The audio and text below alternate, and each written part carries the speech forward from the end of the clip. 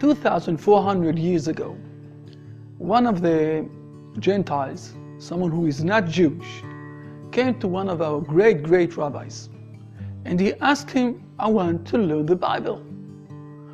But I have a condition." This is what he said. "I believe only in the written Bible. You are also saying, the Hebrew nation, that you have also an oral tradition with this Bible. I disagree with this oral tradition. I don't believe in the oral Bible." So this rabbi told him, "You know what? Go away. I can't teach you only half of our tradition." So he went to another great rabbi, and he said to him the same.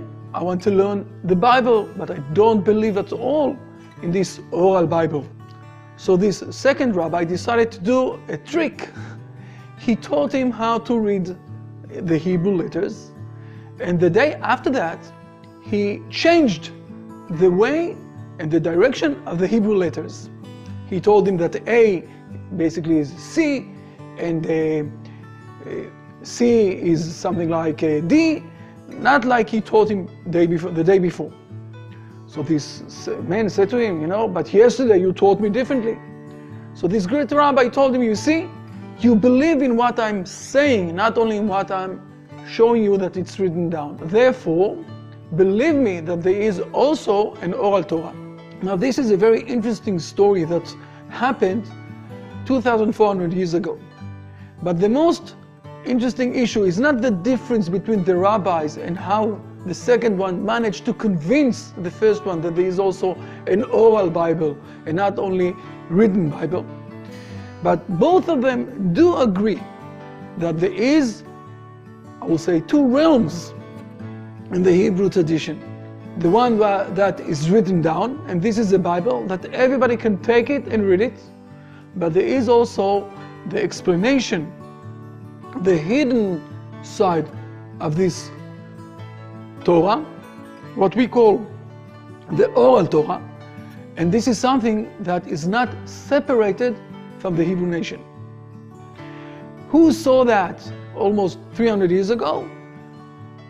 JeanJacques Rousseau, and he's writing it down in one of his most famous books, his book Emile. And the quote of JeanJacques Rousseau you can find in the links attached to this video. And I prepared a special course.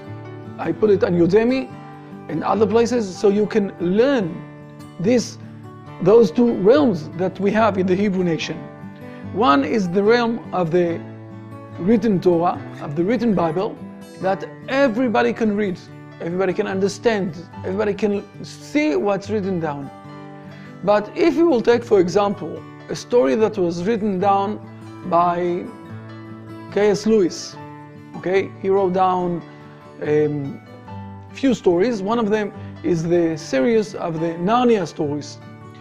And you can start, he was also a philosopher, and when he wrote down books, he had also a deeper meaning to what he wrote down. So there are very nice books that you can relate to them, children books, but they also have a lot of hidden assumptions and hidden ideas in those books. And not only him, a few people that are very clever wrote down books that have also underneath another meaning to those books. But when we are speaking about the divine himself, God who created this world, with all of this unbelievable thing in this world, all of this nature, and everything so complex and everything is so connected one to each other, of course the things that he wrote down have a very deep meaning. And we in the Hebrew nation have 4 levels of meaning to this written Torah, this Bible that we have. So when you ask me, can I learn the Bible by myself? Of course you can learn it, but you can only then understand the stories that are told in this Bible. You can understand what it's written down in this Bible, but there is also a hidden meaning to this Bible. And those hidden assumptions or hidden meanings of those 4 levels, those are things that are being told from one teacher from the father to his son, and from teacher to his student along the history. And we are holding this chain of knowledge from the beginning, from Abraham, from Moses, and from our forefathers and all of them. I will give an example. We all know that the Shabbat is something that the Jewish Hebrew is keeping very tightly. And if I will start taking out books from my library about the Shabbat, we will find that there are a lot of books that are speaking and dealing with this issue of Shabbat, even though in the Bible we are only mentioning 2 or 3 things that are not allowed to do on the Shabbat. So we can understand that there is a hidden, I will say, things inside this Bible that was not written down in the Bible, but was also given by oral, that God spoke with Moses and Moses spoke with the people around him. So again, I'm urging you to go to this course and learn exactly what is this second tradition or this main tradition.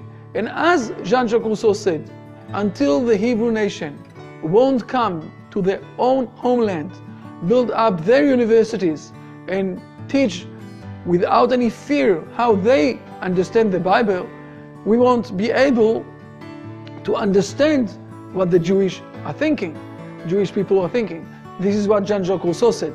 And I'm adding to this that when everybody will see this Bible, will learn this Bible with the viewpoint that we have, viewpoint of the Bible that we have, with this second tradition that we have, the oral tradition, then the world will come to its peace, because the Bible is the words of God and He is speaking to everybody. As we can see, before He is giving the 10 Commandments, first of all, Yitro is coming, because the Torah is related to all of us. Just come and learn those secrets. Have a great life. Bye.